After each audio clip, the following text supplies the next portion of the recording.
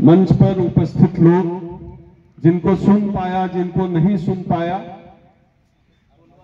आप तमाम लोगों का स्वागत, अभिनंदन, धन्यवाद। इस कार्यक्रम के हीरो, इस कार्यक्रम के नायक हमारे भुवनेश्वर जी,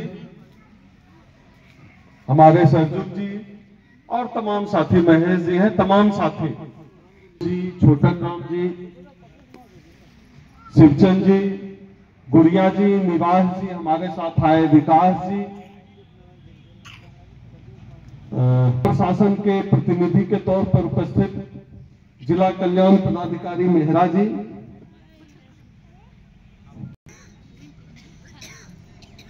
साथियों, जो बातें हुई बड़ी गंभीर बात हुई। मुझे अच्छा ये लगा कि यहाँ पर जितने जनप्रतिनिधि हैं उनका जो है फोकस बहुत एजुकेशन पर बहुत फोकस है, पढ़ाई पर। ये अच्छी बात है।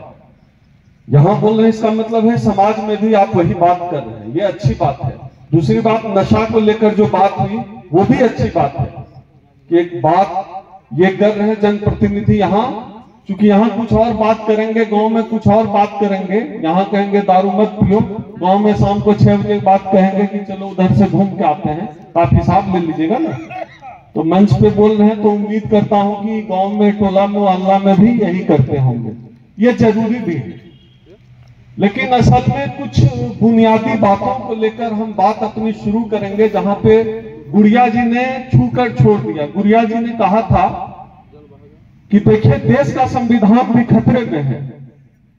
बात बहुत धीरे से कही उन्होंने, लेकिन मैं उस चीज को मैंने पकड़ा। जब गुड़िया जी की ये चिंता है कि देश का संविधान खतरे में है, तो उस बात को समझिए।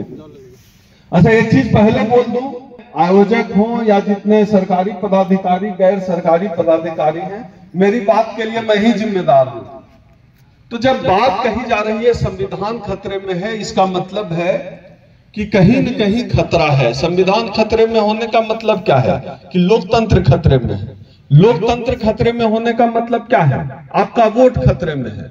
तो जब हम कहते हैं कि आपका वोट खतरे में है, को लेकर आए हैं आपके बीच दिल्ली से गिरिडीह। नॉलेज कमीशन होता था, उसके चेयरमैन थे सैम पित्रोदा। जो लोग राजनीतिक लोग हैं जानते होंगे, पद्म भूषण से विभूषित हैं, मेरे गुरुजी भी हैं। और मेरे दूसरे गुरु की तस्वीर है यहाँ, उदित राज जी, सांसद रहे दिल्ली से।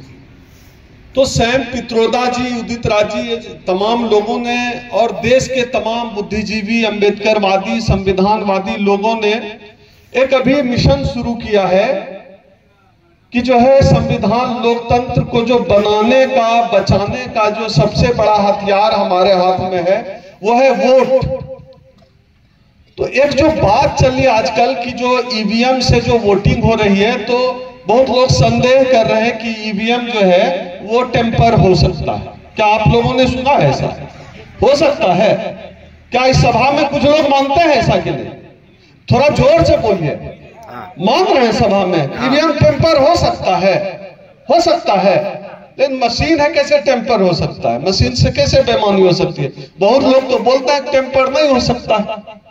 अब आप समझिए 125 करोड़ नहीं, 140 करोड़ लोगों का अब यह देश हो गया, और आपके वोट से, एक हमारे वोट से इस 140 करोड़ लोगों की किस्मत तय होती है। भुवनेश्वर जी, हम बोलना शुरू किए, भुवनेश्वर जी इशारा किया हमको। आयोजक थोड़ा घबरा जाता है जब हम बोलते हैं तो बड़ा, तो भुवनेश्वर जी घबराना नहीं है आपको। तो 140 करोड़ लोगों का जो किस्मत तय होता है, हमारे एक बटन को दबाने से तय होता है।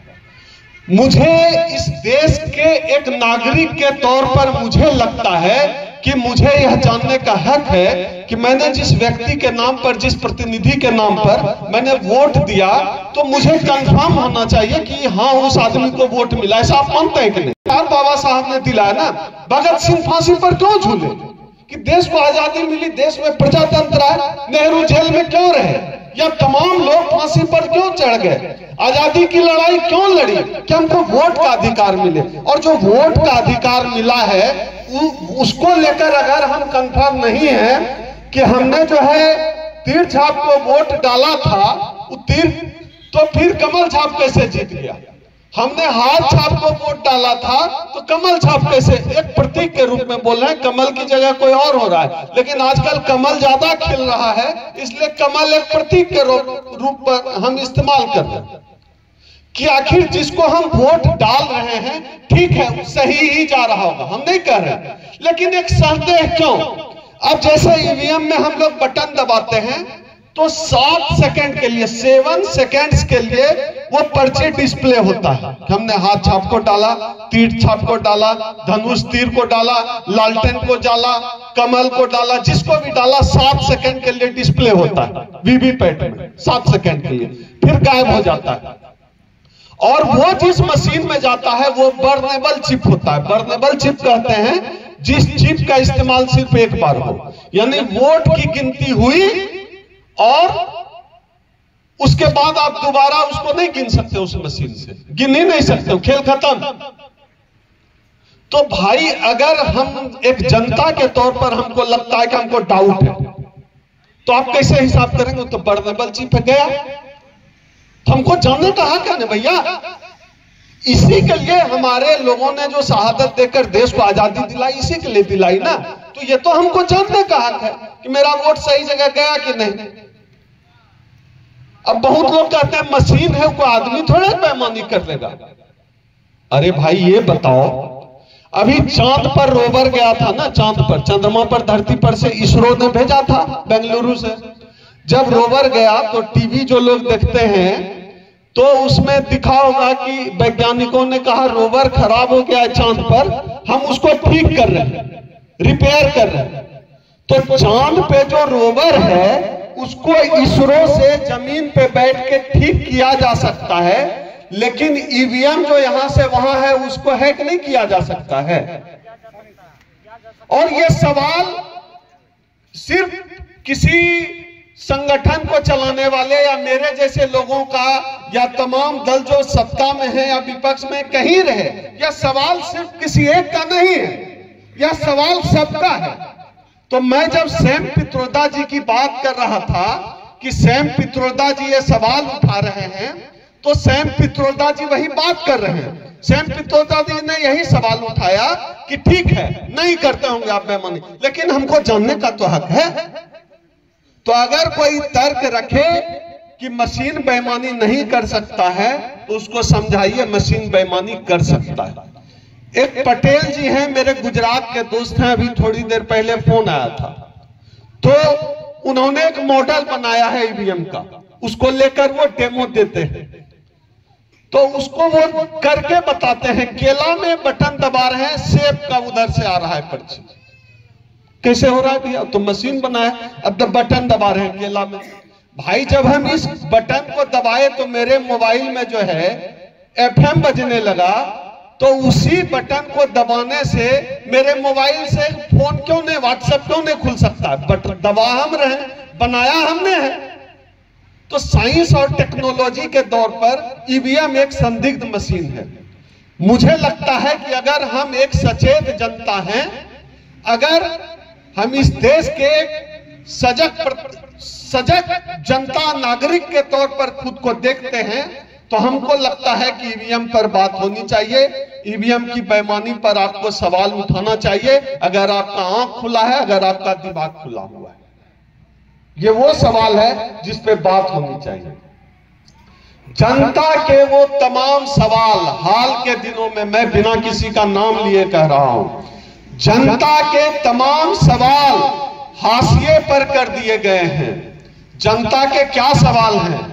आपके सवाल हैं, जैसे अभी छोटन जी कह रहे थे कि सर आरक्षण पे बात हो, निजीकरण पे बात हो, गुड़िया जी संविधान की बात कर रही थी। ये जनता के सवाल हैं, संविधान हमारा सवाल है।